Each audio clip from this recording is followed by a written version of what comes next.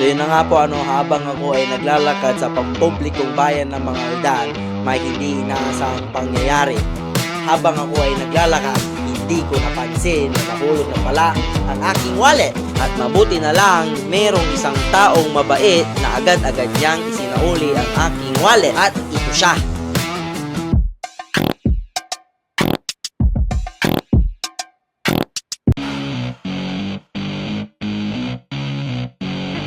Procuring product from nearby suppliers. Procuring product from nearby suppliers.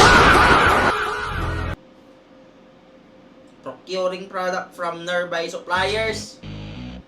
Local sourcing. So yun na nga, no? Kakatapos ko lang mag-review-reviewan. Kahit ko lang pumapasok sa aking utak, tayo ay nagre-review para makapasa pa rin. Yan, kung nakikita nyo, napakaraming re-reviewin. Mag-review ka, putang ina mo, mag-review ka mag-isa mo, mag-review ka mag-isa mo, tanga. Tangina mo, mag-review ka mag-isa mo. Woo! Nang katapos ko lang mag-review-reviewan. Yan, kung nakikita nyo, napakaraming dapat reviewin. Yan. Sa mga hindi po nakakaalam, midterm na po ng second sem at bukas na po ang aming exam. So hindi ko rin po alam kung paano ipapasok na ito sa utak ko. Itong ganyang karaming babasahin. Huwag ka nang inang yan. Review. Mag-review. Yan, mag-review ka mag-isa mo. Yan, matulog ka kung gusto mo. Matulog ka lang dyan. Ikaw, mag-review ka, ikaw.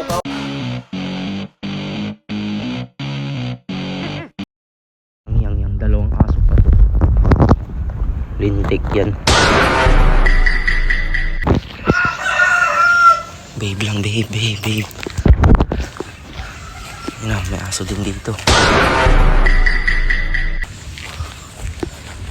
Babe lang kayo dyan. Positive. Nakatakas tayo sa mga aso. Ang ina, meron na naman. Walang hiyang yan. Tarantado.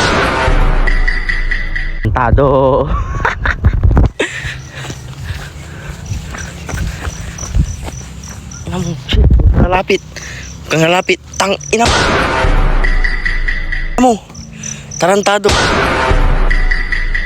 Diyan ka lang.